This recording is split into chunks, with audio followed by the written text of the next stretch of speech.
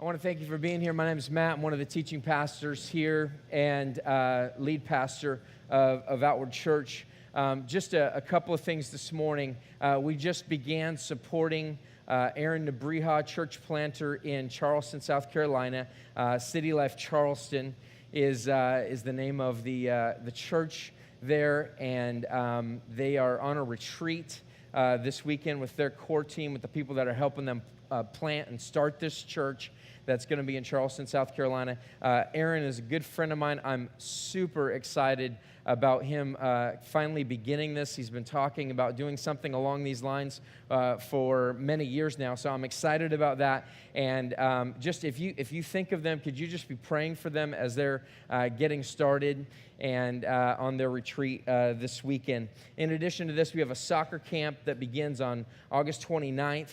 And this soccer camp is both for our kids, but it is mostly for the kids in the neighborhood around Richmond Elementary. You can sign up to serve during that week to be a part of that. You can sign up to have your kids be a part of that as well. We need lots of help with that. It is one of the biggest opportunities that we have to serve in our community.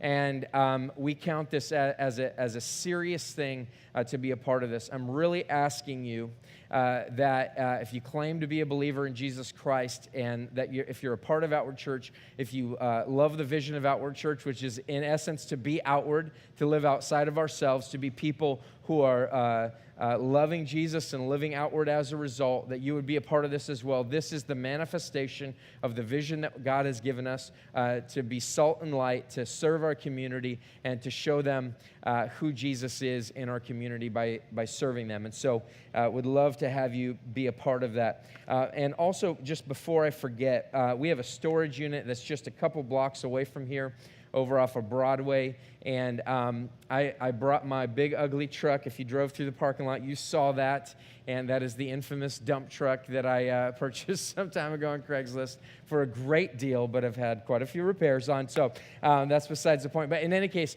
we have a storage unit, and we have to get out of that storage unit. We have a new storage unit that we had placed behind the church. I just need a few guys, and I think 20 to 30 minutes tops. Just right after service, we'll jet over there, throw a few things in, and then throw it in the unit over here. And that would be a huge help to us. It would help us get some things moved over. So if you can help with that, I'll mention it again at the end of the service. And if you want to, just come up and talk to me afterwards, and I'd love to get you going on that. I'm actually going to be helping with that. And so I'll be working alongside of you. So I would love to see that happen. Listen, we're in the book of Habakkuk again. You can turn to Habakkuk chapter 2. We'll be picking it up in really verse 6, kind of right in that area. We've been talking through this book because it's not a super well-known book. Not a lot of people have read it or really even understand it, perhaps. But it really says some really incredible things. And the reason why it's incredible is essentially Habakkuk goes to God and he says, why do you idly sit by when your people are doing horrific things? Why are you just kind of looking on this as though you're just a spectator? And the way that we would look at this is that we would say, all right, is God real? Is he really real? And if he is real, does he care about what's happening in our world? Does he care about what's taking place in our world? And so Habakkuk has some serious questions that he's asking God, and he's saying, God, why do you make me look at violence? And why do you idly stand by when these things take place? And then God responds to him and says, look among the nations and see, wonder and be astounded, for I'm about to do a work that you would not believe if told. And the work that he's about to do is he's going to use an incredibly evil nation, even more evil than his own people. The people of Israel, Judah, he's going to use people who are even more evil than they are to judge his own people. And they're going to come in and they're going to devastate God's own people. And this obviously brings Habakkuk to his knees, and he's just like, God, how could you allow this to take place? And so I've almost been pleading with you. I really do want to plead with you. Because many of you have a faith that's an inch deep and maybe a mile wide. And I'm not here to criticize you. I'm just saying this, and that is that God has much bigger things in store for you. And if you don't get this, then you're going to miss it. You're going to miss what God has in store for you, because God's means of changing our lives is often through the evil around us, through the disasters that take place, through the things that are difficult, through the things that are hard. And if you don't get that, and if you think that somehow God should be blessing you because you've done something for God, then you have missed the point and you don't understand it. So being a Christian is really somebody who says this. He says, I understand that God is going to use evil even in my life to bring about his good. And so what Habakkuk kind of left off with here, the book of Habakkuk left off here with, is in verse 2, chapter 4. It says this, behold, his soul is puffed up. It is not upright within him, but the righteous shall live by his faith. And so God has this word for Habakkuk, and he says, I see Babylon. I see this evil nation that is going to judge Judah. I see them, and they are prideful, and they are arrogant, and they have incredible problems. They are very evil. But the person who's going to live through this, the righteous, shall live by his faith. And what we explained last week is this, is that the righteousness that we're talking about, the righteousness comes from faith. It's not because they possess it in and of themselves, but it is completely on God. I'm trusting God. I'm trusting God in what he's doing in my world. I'm trusting him for what he is going to do. Now, why do we need to trust God? And so let me pick it up in verse 5 here. It says, moreover, wine is a traitor, an arrogant man who is never at rest. His greed is as wide as Sheol, like death. He has never enough. He gathers for himself all nations and collects as his own all peoples. What that is saying is this: wine is a word that's describing who Babylon is. Babylon and the Chaldeans, they are also called, are people who are typified by the use of alcohol and drunkenness. And he says, wine is a traitor, an arrogant man who's never at rest. And he's describing these people. And God is telling Habakkuk, he's describing who they are. And then he's going to go into more detail right now, and he's going to say, this is who they are. And so he's going to talk about 5 woes. 5 woes. Now, what is a woe? There's a couple of things they're going to be like, whoa, they're evil. Like, whoa. I don't know if you remember the show Blossom from the early 90s, and Joey would constantly say, whoa, like that, like, whoa, they're evil. I'm not sure it's like that either. I'm not sure it's like, oh my goodness. No, woe, W-O-E, is a word for judgment. Judgment is coming to these people. And God is saying to Habakkuk, I'm seeing what's going on here. And he's going to say specifically what he sees. And so I want to walk through that with you here. He begins with this. In verse 6, shall not all these take up their taunt against him with scoffing and riddles for him and say? I want to stop right there because I think this is very confusing. I think that this passage is very confusing. If you're somebody who's read this at all, if you've read ahead, you might have read this and just went, I don't know what the heck that means. And even as a preacher, as a pastor, I mean, these things are difficult to understand sometimes. What is he saying here? What he's saying is this. He's saying, I have 5 songs that are going to mock these people. I have 5 songs. And these 5 songs all are about woe. They're about judgment. And so he says, woe to him who heaps up what is not his own. For how long? If you were to read this in the Hebrew, what you would be reading in some ways is that there's some alliteration, there's some rhyming that takes place. It would almost be like this catchy little scat that happens. And so maybe they all sat around and sang these woe songs. And they hit top 40, and they were an amazing song. Like, oh, that's the word about Babylon and how they're all going to die. It's going to be fantastic. But he says, woe to him who heaps up what is not his own. For how long? And loads himself up with pledges. Will not your debtors suddenly arise, and those awake who will make you tremble? Then you will be spoiled for them. Now, I want to stop right there. What's this saying? It's saying this. It's saying that God sees the greed of the Babylonian people. And he sees them and he says, woe to him who heaps up. He's taking what isn't his. How long? How long is he going to be able to do this? How long can I see this happen? He says this, will not your debtors suddenly arise, and those awake who will make you tremble? Then you will be spoiled for them. What's God saying here? God is saying this. God is saying, you've been putting people in your debt. You've been causing people to be debtors, or you've been building up a debt. You've gone into these cities. You've taken these people, and you've caused them to be pledges, and you've built up this debt. And will not your debtors, will not these same people who you have taken as pledges, and you've taken their stuff, will not they suddenly arise, and they will awake, and they will make you tremble? They will make you tremble. Then you will be spoiled for them. You will be spoiled for them. And what's that saying? It's saying there are natural consequences for the things that Babylon is doing. There's natural consequences, but it's also a prophecy. It's saying this. It's saying that what's going to happen is that there's going to come a day when their rule will end. If you read Daniel chapter 5 in its entirety, you will see where their rule, where Babylon comes to an end.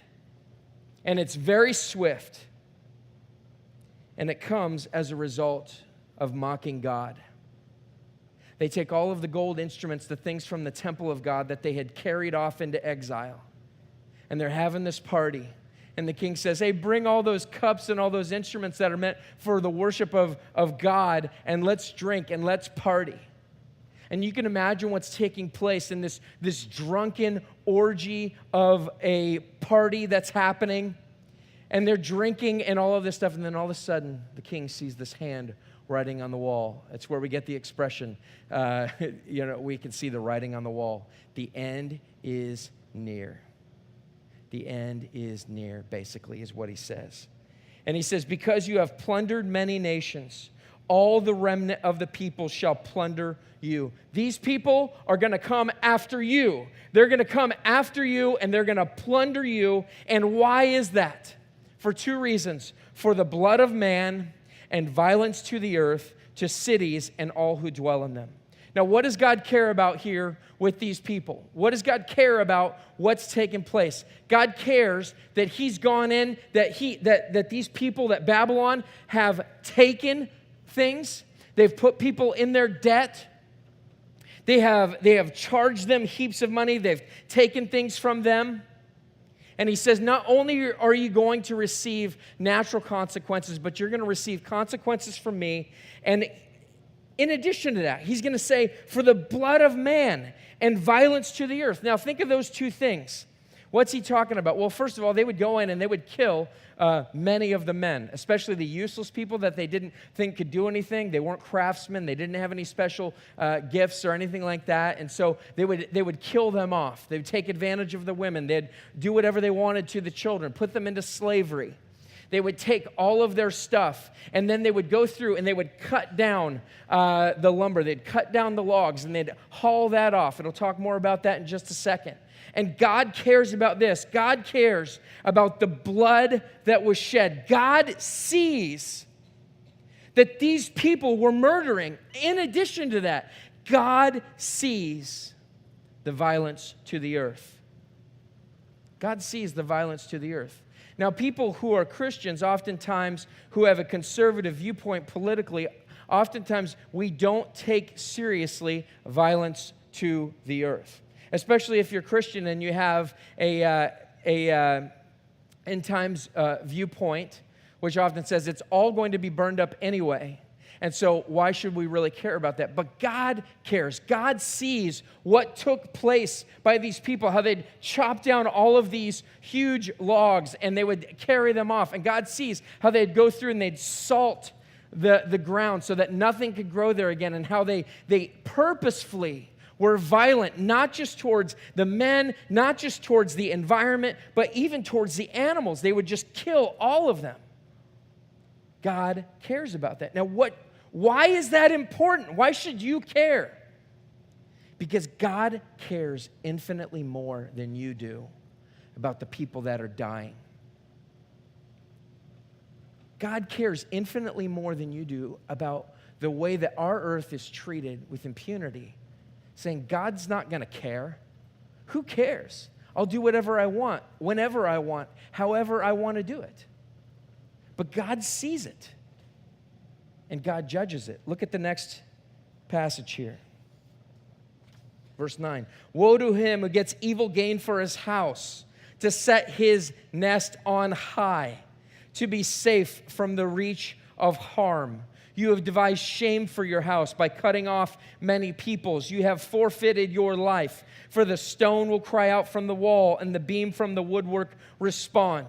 So God sees the greed of these people and how they just wanted whatever they wanted, and they took whatever they wanted, and they gathered all of these things. But then secondly, he sees their theft. He sees how they have gone in, taken these things, and he's specifically coming after them, and he's pronouncing judgment. He's saying, woe to you who do these things, to set your nest on high. They go through, they kill everything, they take all of this material, and he says, you have devised shame for your house. But look at the contrast there between that and the last part of verse 9, to be safe from the reach of harm. What have they done? They've taken all of these things because they're trying to build up their castle. They're trying to build up their stuff. They're trying to get higher on the hill. They're getting this overlooking house that's going to be away from all of those lowly people. They want to get up there. They want to be away from all of that stuff.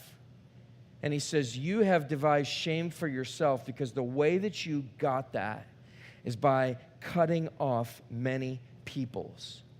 And what's happened as a result? You have forfeited your own life. You have forfeited your own life. What should you see in this? God sees it. God sees it. God judges it. He sees what's happening. He sees how you've been treated. He sees what's been taken from you. He sees those things. He is not blind to them. He sees them and he judges them. And you say, but where is God? God sees it and he judges it. And we'll get to the rest of that in a second.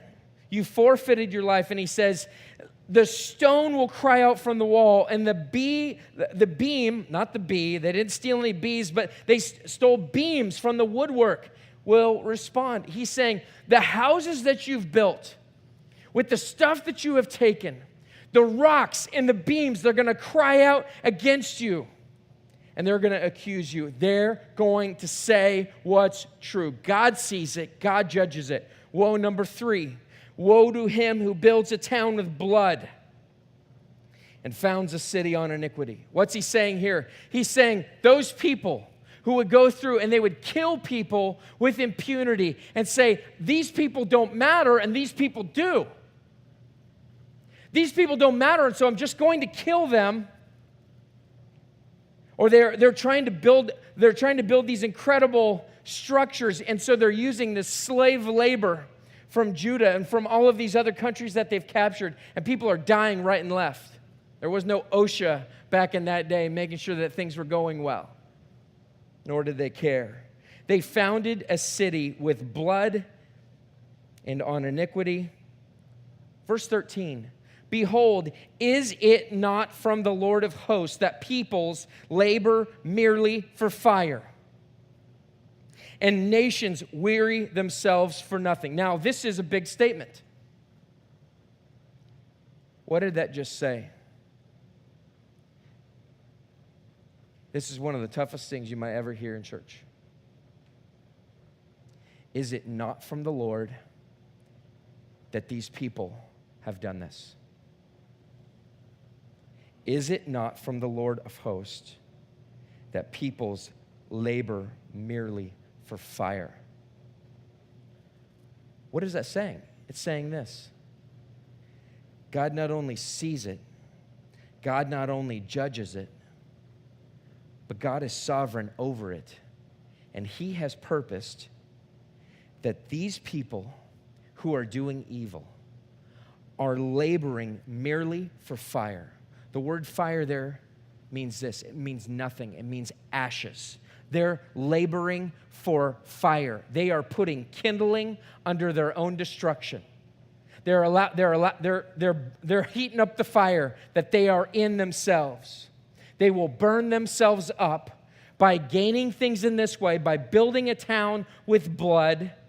And he says, is it not from the Lord of hosts that peoples labor merely for fire and nations weary themselves for nothing?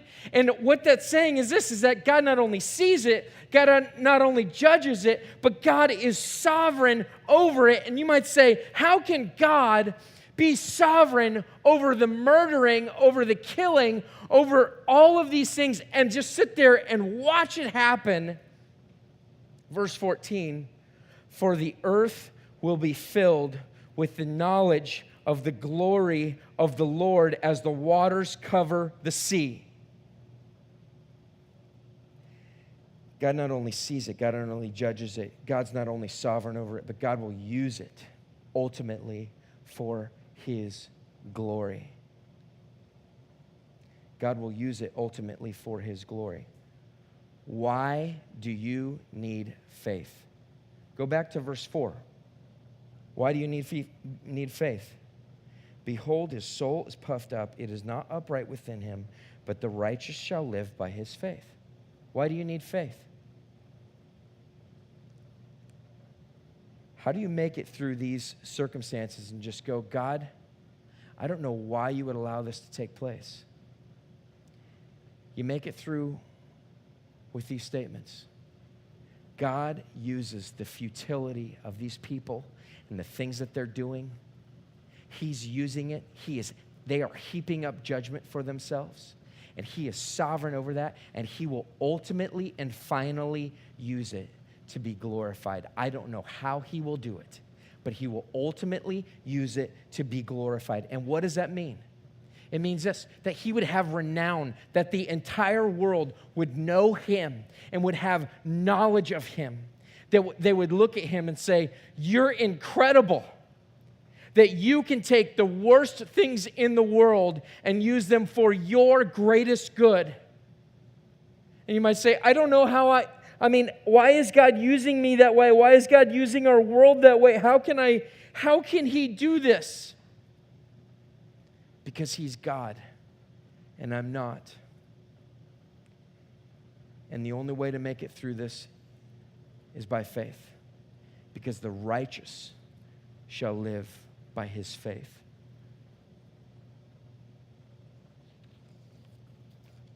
Woe number 4 and 5, I want to quickly go through these. Woe to him who makes his neighbors drink. You pour out your wrath and make them drunk in order to gaze at their nakedness. You will have your fill of shame instead of glory. Drink yourself and show your uncircumcision. The cup in the Lord's right hand will come around to you, and utter shame will come upon your glory. The violence done to Lebanon will overwhelm you, as will the destruction of the beast that terrified them. For the blood of man and violence to the earth, there it is again, to cities and all who dwell in them. Now, what's that saying? It's saying, here's the fourth woe. Here's the fourth thing that I'm judging. Here's the fourth thing that I see. I see the sexual immorality of this people. I see what they're doing. I see how they're acting. How you get people drunk so that you can get in bed with them. It's a phrase that essentially means this, that they're basically getting drunk and engaging in immorality. And God is saying, I see what you've done, that you've intentionally done this. But why does God say that they've done this? He says, verse 16, you will have your fill of shame instead of glory. What's happening in those situations? What's happening when they're greedy? What's happening when they're stealing things? through theft, what happens when they're murdering. The thing that's happening in them is that they're looking for a way to bolster their own sense of glory. What happens when they're engaging in sexual immorality? They're looking for a way to say, I'm on the throne. I'm the person who's in charge. I'm the person who needs to be made to feel good about what's going on. I need to be the person who's receiving glory. And by this, do you know what this says? It says that all sin comes from a deep and abiding desire in man for glory.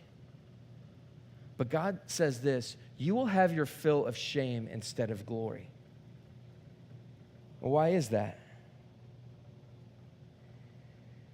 Because they're looking to find glory in the things of this earth. They're looking to find glory. They're looking to find approval in stuff from this life. He says, utter shame will come upon your glory. Woe number 5, idolatry. What profit is an idol when its maker has shaped it, a metal image, a teacher of lies? For its maker trusts in his own creation.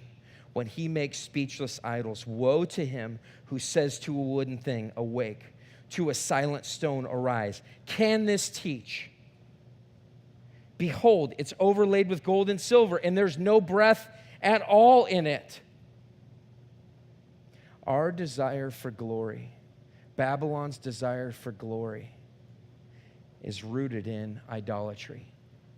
See, God goes through these woes and he says there's greed and there's theft and there's murder and there's sexual immorality, and all of that culminates in a desire for your own glory. But you're going to have shame instead of glory. You're going to have shame instead of glory, he says to Babylon. And he says, really, the root of that is this, is that you are looking to something else. You're looking to the created thing. You're looking to the stuff from this life. You're looking to the things of this life to bring you glorification and to make you feel good. And those things are like wooden objects that you would bow down to and say, oh, most holy and incredible block of wood. Oh, arise, awake, and help me.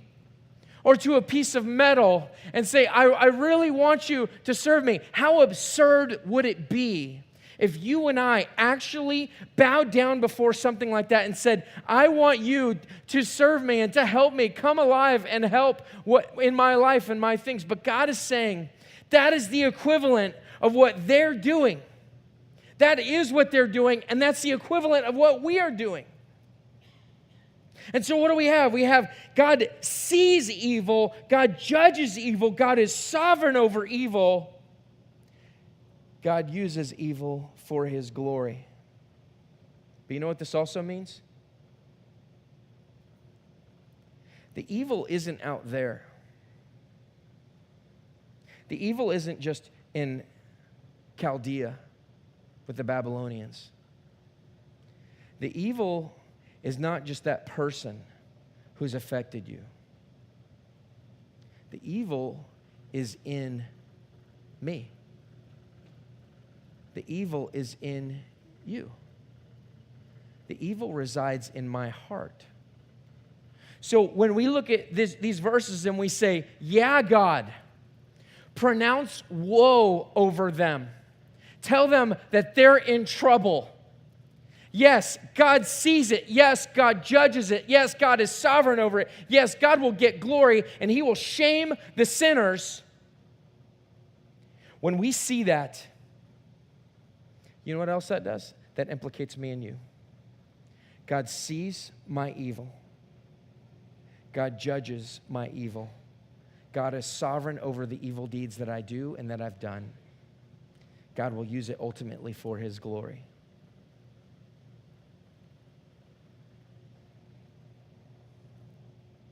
How is that possible? How is that possible? It says here in the last verse, but the Lord is in his holy temple. Let all the earth keep silence before him. What's that saying? It's saying, Every bit of this is in his hand. This is not the last word on evil. This is not the last word at what's taking place. The evil done to you or the evil done by you is not the last word on what's happening. God is still on the throne.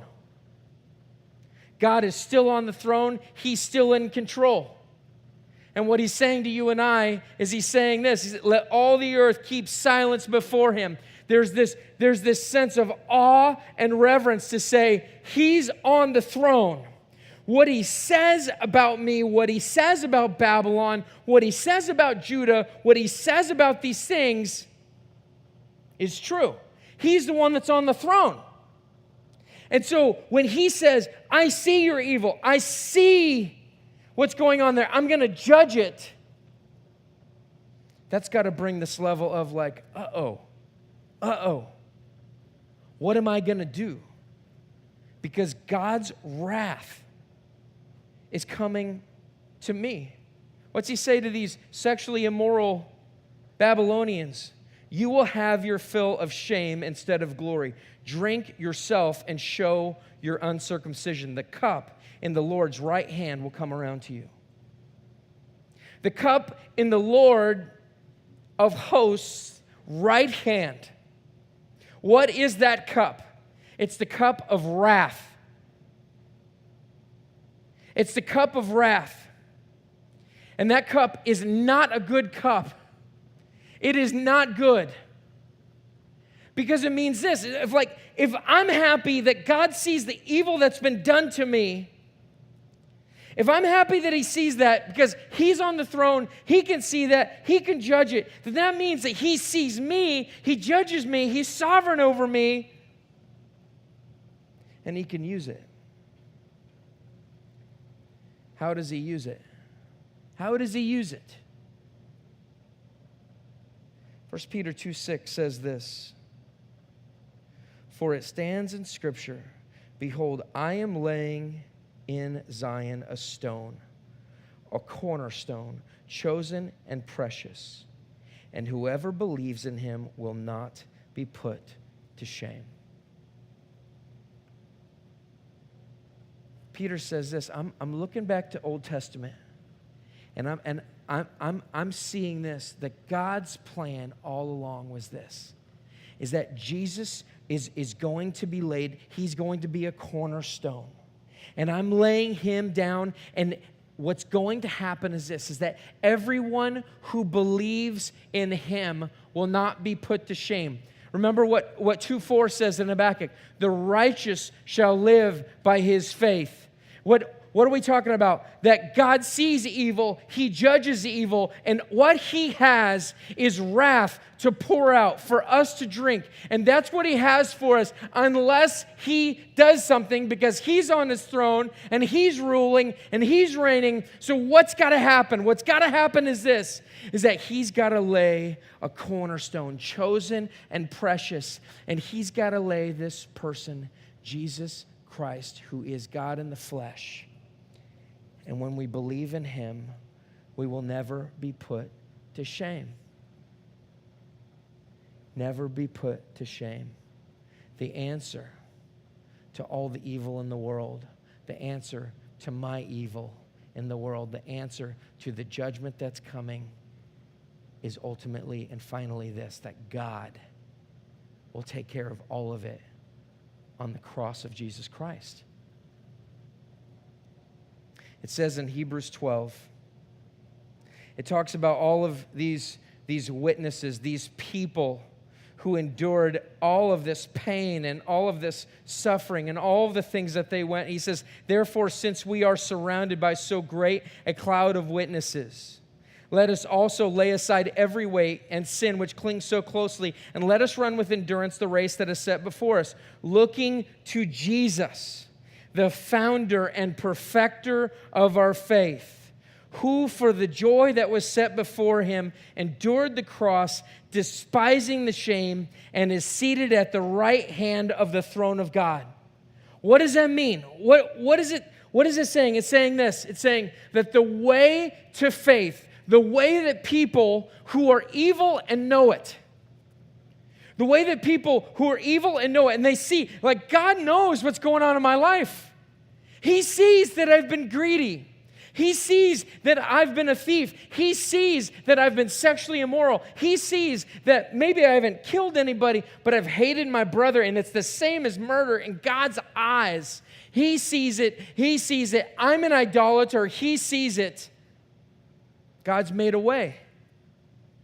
He laid a precious cornerstone, that is Jesus Christ, and everyone who believes will not be put to shame. And the way that we endure in that, the way that we endure in faith, is by looking to Jesus.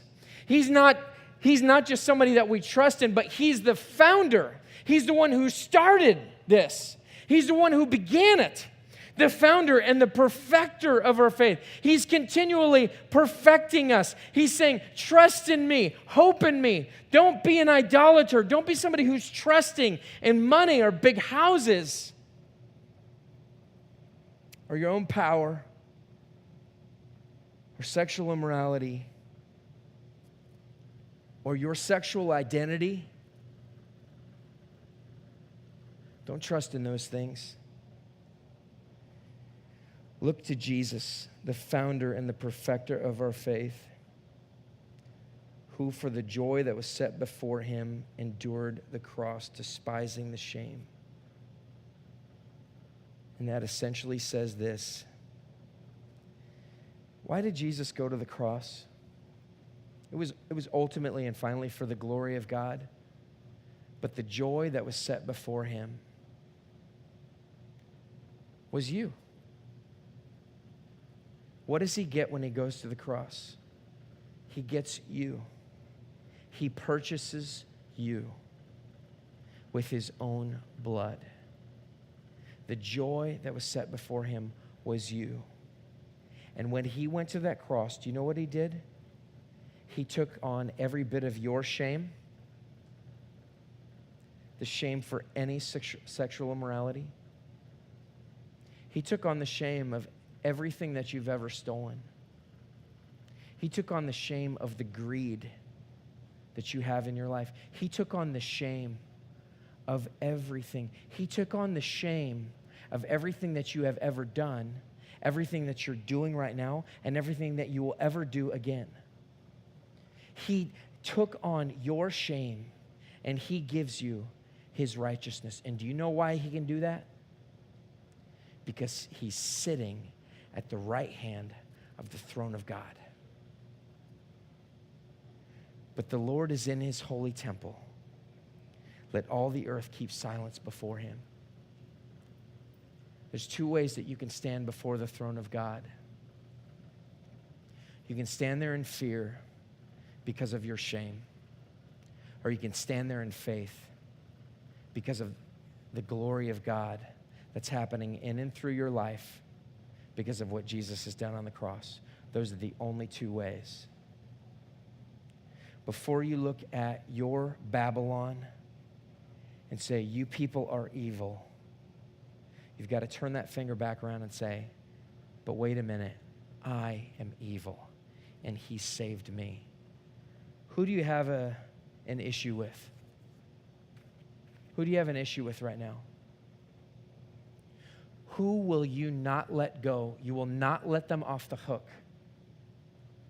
And you essentially are saying to them, you are evil. You're a terrible person the way that you treated me. Your evil is worse than mine. But that's not true. Because the evil in them is the evil in me.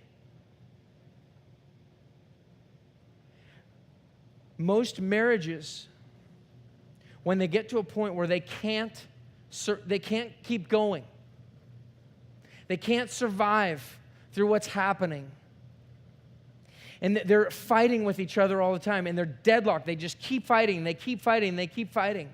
Do you know why that's happening?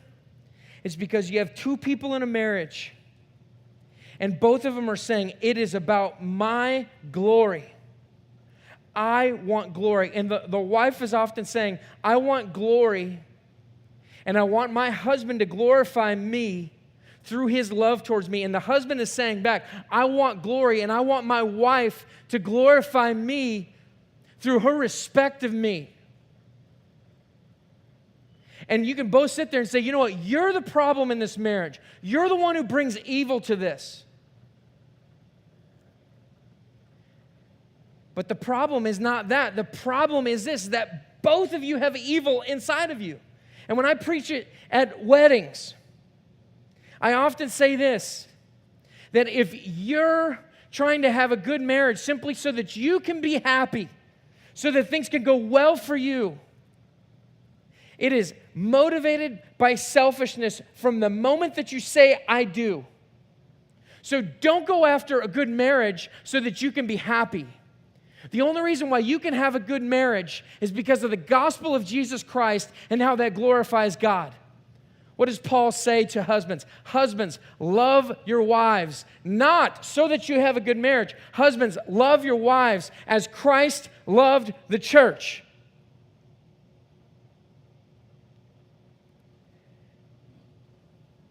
What's going on in your life? What's the evil that you're pointing at and saying, they are evil? What about if you're somebody who's single and you're saying, God, you're evil because you haven't given me a spouse, and I obviously deserve that because I'm so incredible. That might be your first problem. I'm no psychologist. But God, look at all of the things that I've done and all of the things that I'm doing. God, you're evil. But God's not the one that's evil. You know what I'm saying to God? God, I have an idol in my life. I'm trying to worship and serve the created thing, which is marriage and relationship. Like you've made these things. And instead of desiring to worship you with those things, I want to be worshiped with those things. I want to be glorified. You are Babylon in that situation. And do you know what? Jesus, the author and the perfecter of our faith, he went to the cross and he despised the shame, and now he sits at the right hand of the Father, and he's there, and he's taking on your sin. He's taking on your evil. You know why I waited this whole time to get to application? Because I wanted you to see, look at this evil, look at this evil, look at this evil. But you got to understand that the evil in you is the same evil that's in them. And if you don't see how to apply it to yourself, you're lost. Faith in Jesus Christ comes by seeing all things as for his glory. All things for his glory. That means the pain that you're going through. That means the suffering that you're going through in your marriage. Like you're grinding it out with the person that you're married to right now. You hate them. You're sick of them. They smell bad. They keep moving over on your side of the bed. I mean, I'm not talking from personal experience, but they're constantly encroaching. And maybe you don't hate them, but you love them. But it's starting to get on. Maybe those things are bugging you so much. And the person that's at your work is bugging you. And the stuff that's happening in your life is bugging you. God is sovereign over the situations that you're in. And he's using it for his glory. Won't you endure? Jesus endured the cross to pay for your evil and my evil. Let's pray.